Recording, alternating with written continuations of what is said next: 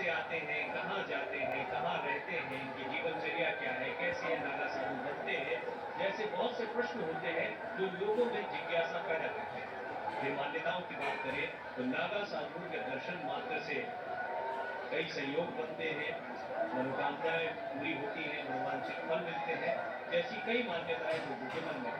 हमने कई श्रद्धालुओं से बातचीत की, जितने डिवोटी श्रद्धालु यहाँ पर मौजूद है वो सभी इनकी एक झलक पाने के लिए बड़ी देर से इंतजार कर रहे थे।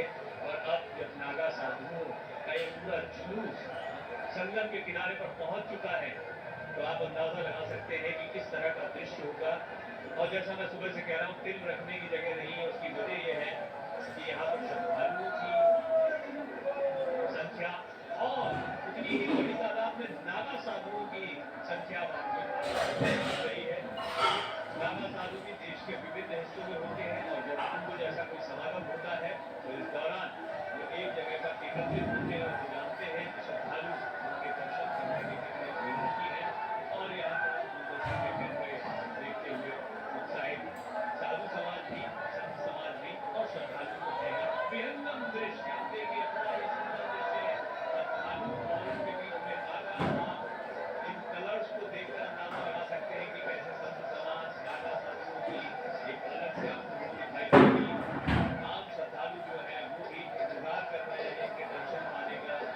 और बहुत ही सुंदर और बेहद दृश्य यहाँ दूरदर्शन के माध्यम से देखें। अपने चारों तरफ नजर आ रहा है। उतने सुरक्षा कर्मी कहीं भी नहीं हो सकते हैं, लेकिन ये स्वयं अनुशासित और अब वो अमृत वेला आ गई है जब ये नागा सन्यासी संगम में डुबकी के लिए बिल्कुल संगम किनारे पहुंच गए हैं।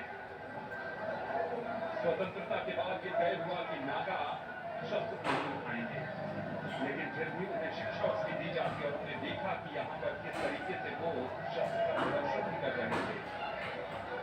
ये ठीक है कि स्वतंत्र भारत में नागा साधुओं की जिम्मेदारियां अब मध्यकालीन युग के जैसी नहीं है। उन्हें धर्म की रक्षा के लिए पहले की तरह युद्ध नहीं करने पड़ते, लेकिन ये भी सच्चाई है कि उनके प्रभाव से सैन्य अनुशासन कभी नहीं जाता। हाथों में त्रिशूल या तलवार ये हर हर महादेव के नारे के साथ जब इनके जत्थे निकल रहे हैं तब तस्वीर ऐसी बन रही है जैसे आध्यात्मिक सेना के जांबाज सिपाही निकलते हैं, सरहद की रक्षा करते हैं और धर्म की रक्षा करते हैं।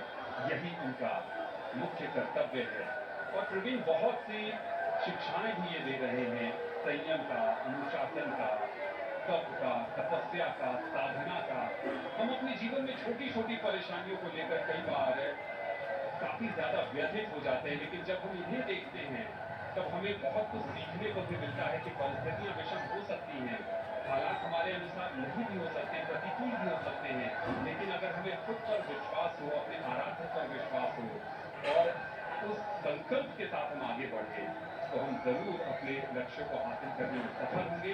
एरियल व्यूज एक बार फिर आपका मन मोह लेगा। हेलीकॉप्टर द्वारा लिए गए ये दृश्य और ये दृश्य तो लगातार बहुत ही मोहित करने वाले हैं। अभी इससे पहले हमने देखा कि एक बार छूने के लिए या चरण रज लेने के लिए भी भक्त बड़े आतुर रहते हैं। एक मान्यता है कि नागा साधुओं को छूने से या उनके पैर छूने से आपको बहुत पुण्य लाभ मिलता है। हालांकि नागा साधु इस चीज को पसंद नहीं करते, ये भी मान्यता है। हालांकि मैंने अभी कुछ तस्वीरों में देखा है कि नागा साधु लोगों के बीच में गए और लोग उन्हें नमन कर रहे थे, प्रणाम कर रहे थे, उनकी चरण रज ले रहे थे। ये भी अपने आप में बताता है कि इस कुंभ को लेकर जितने श्रद्धालु उत्साहित हैं उतने ही उत्साहित आपको साधु संत समाज भी दिखाई दे रहा है। नागा साधुओं को लेकर लोगों का ये उत्साह सुबह से बना हुआ था। बड़ी तादाद में श्रद्धालु सुबह से ही संगम के घाट पर पहुंच रहे थे और अब भी ये सिलसिला बदस्तूर जारी है और इसी तरह से जारी है। अलग अलग आना और पहाड़ों के महामंडलेश्वर नागा बाबाओं का साथ में चलना और डुबकी के लिए इनका पहुंचना। ये माना जाता है कि इनके नहान के बाद संगम का जल और पवित्र हो जाता है और इनके नहान के बाद स्नान करने की या भक्तों के डुबकी लगाने का सिलसिला और बढ़ेगा। यानी अभी आप श्रद्धालुओं की संख्या को प्रयागराज में संगम के तट पर और बढ़ते हुए देखेंगे और ये बहुत ही सुंदर दृश्य, कुछ ऐसी तस्वीरें जो आपको महाकुंभ 2025 की भव्यता के विषय में बताती हैं।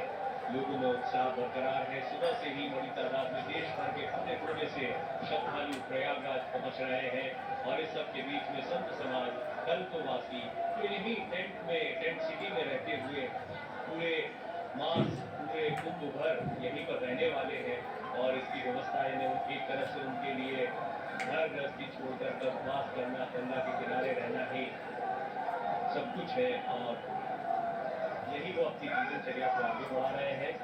अपने शिष्यों के साथ में महामंडलेश्वर और मठों के अधिपति भी स्नान के लिए आगे बढ़ रहे हैं। आज मकर संक्रांति का दिन है और इस दिन स्नान का विशेष महत्व सभी के लिए है। संत समाज का स्नान होता है, इसलिए इसे अमृत स्नान का नाम दिया गया है। इससे पहले शाही स्नान भी कहा जाता था, लेकिन इसका नाम अमृत स्नान है और अमृत स्नान के लिए जब संत समाज पहुंचता है तो उसके बाद में श्रद्धालुओं में और आस्था China अभी आप देखेंगे कि जैसे ही यहाँ से